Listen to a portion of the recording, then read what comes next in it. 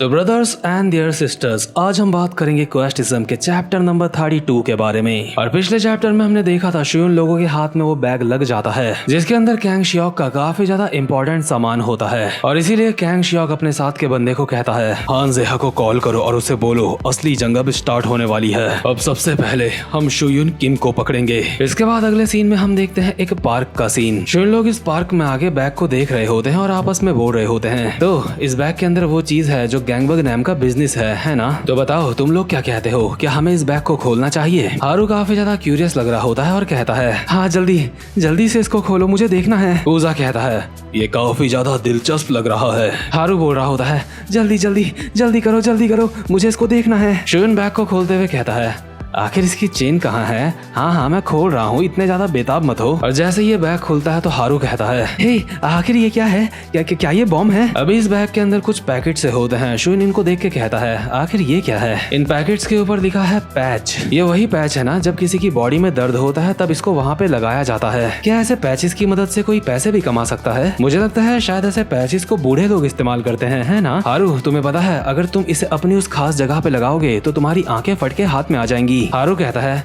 क्या आखिर ये पैचेस कैंग शियोक के किस काम के हैं? क्या कैंग शियोक की बॉडी में काफी ज्यादा दर्द होता है? अरे हाँ मुझे समझ आ गया, कैंग शियोक उसको अपनी खास जगह पे लगाता है ताकि कैंग शियोक की आंखें फट के बाहर आ जाएं। इतने में ही शुयून कहता है एक मिनट, मुझे पता चल गया है कि इन पैचेस की मदद से पैसे कैसे कमाए जा सकते हैं। वो कैंग शियोक हरामजादा सच में काफी ज्यादा बेरहम है। हारू कहता है क्या बेरहम है, लेकिन कैसे? शुयून कहता है वो हरामजादा कैंग शियोक बूढ़े लोगों को मजबूर करता है ये पैचेस खरीदने में, और अगर बूढ़े लोग ये पैचेस खरीदने से मना कर देते हैं वो जबरदस्ती डरा धमका के उनसे ये पैचेस खरीदवाता है। उस हरामजादे की ना खुलने वाली उन आंखों को देखते ही साथ में समझ गया था वो इसी तरीके का बंदा है। हारू कहता है ओह माय गॉड, वो इतनी ज्यादा खतरनाक चीज करता है। लेकिन इतने में ही कोजा कहता है नहीं शुयून, तुम पूरी तरह से गलत हो। दरअसल इस पैच का नाम पेंटिनल है। ये एक नशीली चीज है जो दर्द को खत्म करने के लिए बनाई जाती है। शुयून कहता है क्या इसका मतलब ये एक ड्रग है? कोजा कहता है ये एक ऐसी चीज है जो उस हिसाब से काम करती है जिस हिसाब से तुम इसका इस्तेमाल करते हो। अगर तुम इसका गलत तरीके से इस्तेमाल करते हो तो ये एक ऐसा पेन किलर है जो कभी भी काम नहीं करता। मुझे लगता है कैंग शियोक को ये किसी डॉक्टर के पास से मिला होगा। उसके बाद कैंग शियोक इसे स्टूडेंट्स को बेचता होगा नशीले पदार्थ के तौर पे। मुझे नहीं लगता तुम्हारी उम्र के हिसाब से तुम इसे इस्तेमाल कर सकते हो। कानून काफी ज्यादा मजबूत हो चुके हैं आजकल। शुयून कहता है लेकिन कोजा आखिर तुम्हें इस सब के बारे में कैसे पता? कोजा कहता है बहुत ही अजीब बात है, मेरी मदर को इस सब के बारे में पता है और उन्होंने ही मुझे बताया है। शुयून कहता है इसका मतलब कैंग शियोक एक बुरा इंसान है जो ऐसी बुरी चीजें करवा रहा है, इसीलिए हम ऐसे लोगों के ऊपर यकीन नहीं कर सकते जिनकी ठीक से आंखें नहीं खुलती हैं। और जैसे ही शुयून को इस ड्रग के बारे में पता चलता है तो उसका नर्चर क्वेस्ट भी कंप्लीट हो जाता है और उसके सामने अभी कुछ नर्चर कार्ड्स आ जाते हैं। और शुयून अपने मन में बोल रहा होता है चलो कम से कम ये एक ड्रग है, कम से कम वो बूढ़े लोगों को परेशान नहीं करता। इसके बाद सीन शिफ्ट होता है और हम देखते हैं गैंगबग डोंग के एक इंटरनेट कैफे का सीन जहाँ पे बैठा हुआ होता है हान जेहा। और हान जेहा को इस वक्त यहाँ पे कॉल आती है कैंग शियोक की। हान जेहा कहता है अरे वाह, जरा देखो तो किसकी कॉल आई है, आखिर तूने मुझे कॉल क्यों करी है? कैंग शियोक कहता है मुझे लगता है तूने पहले ही सब कुछ सुन लिया है और अभी तू नादान बनने की कोशिश कर रहा है। हान जेहा कहता है क्या मैंने सुन लिया है, लेकिन देख मुझे ठीक से नहीं पता, क्या किम शियोन ने तेरे उस बैग को चुरा लिया है जिसके अंदर तेरा बिजनेस था? कैंग शियोक कहता है तो ठीक है, अगर तुझे पता है तो अब बात करने में आसानी होगी। मेरी बात सुन, गैंगबग नाम हाई स्कूल शुयून के ऊपर पीछे से अटैक करेगा और गैंगबग डोंग यानी कि तू उसके ऊपर अटैक करेगा सामने से। हान जेहा कहता है क्या उसके ऊपर हमला करूंगा? क्या तू पागल हो चुका है? क्या तेरा दिमाग खराब हो चुका है? तेरा जब से वो बैग चोरी हुआ है तेरा दिमाग काम करना बंद कर चुका है। तुझे ऐसा क्यों लगता है कि मैं तेरी मदद करूंगा? कैंग शियोक कहता है लगता है तुझे मुझसे कुछ चाहिए, तो बता तुझे क्या चाहिए? हान जेहा कहता है अगर तू चाहता है कि हम शुयून किम के ऊपर अटैक करें तो मुझे तेरी एक जमीन चाहिए जो तेरे कब्जे में है। कैंग शियोक कहता है क्या आखिर तू क्या बोल रहा है? हान जेहा कहता है जरा देखो तो, ऐसे जता रहा है जैसे तूने कुछ सुना ही नहीं। मुझे तेरा वो इलाका चाहिए जो गैंगबग नाम के बिल्कुल सामने है। अगर तुझे मेरी ये शर्त मंजूर है तो मैं तेरी मदद करने के लिए तैयार हूँ। और जो कैंग शियोक होता है हान जेहा की शर्त को मान जाता है। इसके बाद कैंग शियोक कहता है तो ठीक है, मुझे बताओ आखिर तुम अटैक करने के लिए कब जा रहे हो शुयून किम के ऊपर? क्योंकि जिस वक्त तुम अटैक करने के लिए निकलोगे हमें भी उस वक्त ही अटैक करने के लिए निकलना पड़ेगा। हान जेहा कहता है क्या तू मेरे बारे में जानता नहीं है?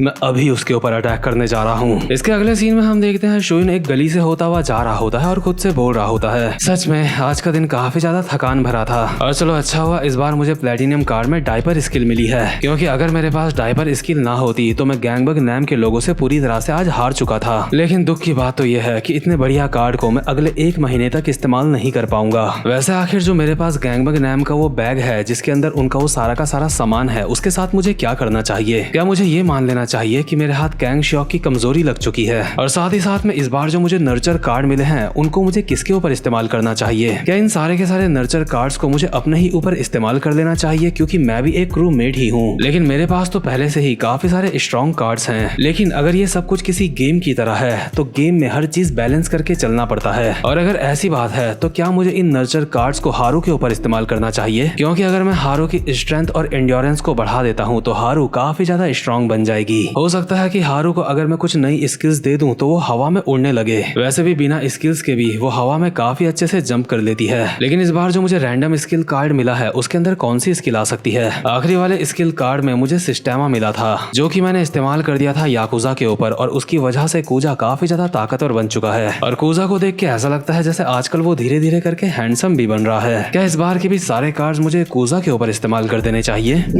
मुझे सोचना पड़ेगा आखिर इन नर्चर कार्ड्स का मैं करूं क्या। लेकिन इतने में ही शुइन के पास उसके बंदे की कॉल आती है जो कि चिल्ला के शुइन को बोल रहा होता है, बॉस किम शुइन, हम एक बहुत बड़ी मुसीबत में फंस चुके हैं। शुइन कहता है, ये हर दिन बड़ी बड़ी मुसीबतें क्यों आती रहती हैं? इतने में ही दूसरा बंदा शुइन को बताता है कि गैंगबग डोंग हाई स्कूल के बंदों ने उनके ऊपर अटैक कर दिया है, यानी कि हान जेहा लोगों ने। शुइन कहता है, क्या?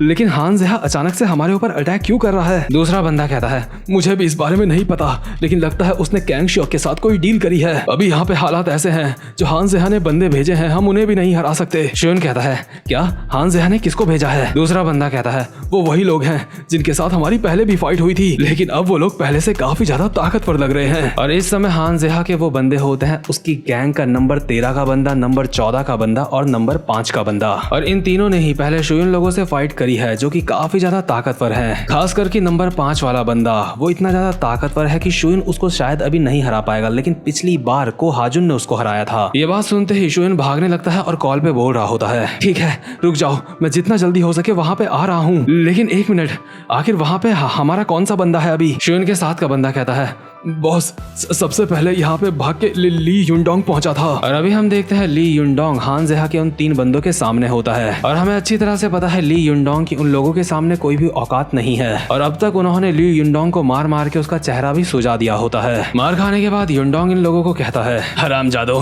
तुम्हारी इतनी हिम्मत अचानक से मेरे ऊपर हमला करने की। लेकिन साथ ही साथ में युनडोंग अपने मन में बोल रहा होता है, हमारे साथ का जो सोजिन हाई स्कूल का बंदा जैंग जिनसो था वो भी हार चुका है। डोजिन हाई स्कूल का मिनचान वो भी हार चुका है, वो भी जमीन में पड़ा है। जोगैंग हाई स्कूल का मांजे भी अभी जमीन में पड़ा है अनकॉन्शियस। ये सारे अपने स्कूल के ताकतवर बंदे थे, लेकिन उसके बावजूद भी इन लोगों ने उन्हें हरा दिया है। और अभी युनडोंग उन स्कूल के बंदों की बात कर रहा होता है जो स्कूल शियोन के अंडर में आते हैं। अभी युनडोंग की काफी ज्यादा हालत खराब हो चुकी होती है, लेकिन उसके बावजूद भी वो हिम्मत दिखाते हुए भागता हुआ जाता है इनके ऊपर अटैक करने के लिए और अपने मन में बोल रहा होता है, मैं बस यहाँ पे खुद को मरने से बचा रहा हूँ, मैं ऐसे हार नहीं मान सकता। लेकिन जैसे ही युनडोंग भागता हुआ इनके ऊपर अटैक करने के लिए जाता है तभी डेसंग एक मुक्का मारता है युनडोंग के मुंह पे। इसके बाद एक घुटना युनडोंग के पेट में। लास्ट में युनडोंग की कमर में एक मुक्का मार के उसको जमीन में चिपका देता है और कहता है, आखिर तू क्या कर रहा है? ऐसी एक्टिंग क्यों कर रहा है जैसे तू काफी ज्यादा ताकतवर है? तू तो अपने साथ के बंदों से भी काफी ज्यादा कमजोर है। युनडोंग फटी हुई हालत में भी जमीन में पड़ा हुआ होता है, लेकिन इतने में ही डेसंग उसके ऊपर बैठ जाता है। डेसंग कहता है, क्या तेरे अंदर कोई सेल्फ रिस्पेक्ट नाम की चीज नहीं है?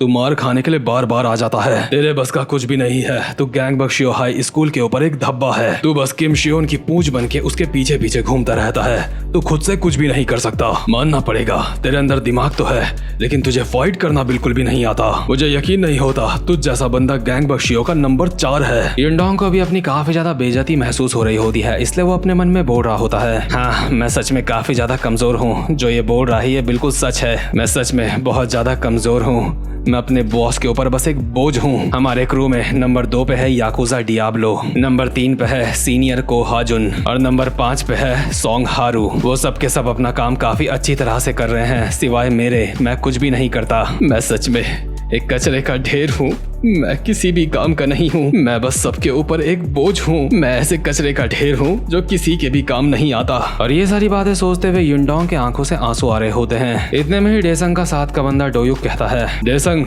बस कर, उस हरामजादे को शुयुन को कॉल मिलाने दे, हमें शुयुन से बात करनी है। और ये लोग अभी शुयुन को कॉल मिला के कहते हैं युनडोंग के फोन से, हेलो, क्या तो गैंग बख्शियों का लीडर बोल रहा है। शुयुन अभी इस जगह से काफी ज्यादा दूर होता है और भागता हुआ इसी तरफ आ रहा होता है और कॉल पे बोल रहा होता है, क्या आखिर तुम कौन हो और युनडोंग का फोन तुम्हारे पास क्यों है। इसके बाद कॉल पे जवाब देता है पार्क गयोन, तुझे क्या लगता है युनडोंग के फोन से कोई दूसरा बात क्यों कर रहा है। हरामजादे, युनडोंग मर चुका है, इसलिए हम उसके फोन से तुझे कॉल कर रहे हैं। अगर तुझे और ज्यादा जानना है तो यहाँ पे आके तू कंफर्म कर सकता है, तुम लोग हार चुके हो और तुम्हारा ये इलाका अब हमारा हुआ। हरामखोर, तुझे पता है ना, तू ही वो है जिसने हमारे साथ जंग स्टार्ट करी थी और क्योंकि हमने तुम लोगों को हरा दिया है इसलिए इनाम के तौर पे मैं युनडोंग का पैर ले रहा हूँ। और ये कह के गियोन कॉल कट कर देता है और शियोन भागता हुआ कॉल पे अब भी चिल्ला रहा होता है, हे रुक जाओ, तुम्हारी हिम्मत कैसे हुई कॉल कट करने की, युनडोंग रुको, मैं आ रहा हूँ। लेकिन इतने में ही शियोन की क्वेस्ट विंडो में एक नोटिफिकेशन आता है जिसमें लिखा होता है, क्रूमेट ली युनडोंग आत्मविश्वास से भर चुका है, ली युनडोंग की पोटेंशियल बढ़ना स्टार्ट हो चुकी है, ली युनडोंग की पोटेंशियल मैक्सिमम लेवल तक पहुंच चुकी है, कांग्रेचुलेशन, ली युनडोंग की पोटेंशियल अवेकन हो चुकी है। और शुयुन ने तो कुछ करा भी नहीं होता, इसलिए शुयुन बोल रहा होता है, आखिर ये सब कुछ क्या हो रहा है। वही दूसरे सीन में हम देखते हैं ली युनडोंग अपनी जगह में उठ खड़ा होता है और उसके हाथ में अभी एक डंडा होता है। साथ ही साथ में ली युनडोंग के स्टैट्स काफी ज्यादा बदल चुके होते हैं। ली युनडोंग का एंड्योरेंस ए हो चुका होता है और उसकी पोटेंशियल अवेक हो चुकी होती है। साथ ही साथ में उसकी स्पीड ए प्लस हो चुकी होती है जो कि काफी ज्यादा कमाल की होती है। और ये सारी की सारी चीज शियोन को अपने सामने दिखाई दे रही होती है और शुयुन को अब भी नोटिफिकेशन आ रहे होते हैं जिनमें लिखा होता है, ली युनडोंग की पोटेंशियल अवेकन होने की वजह से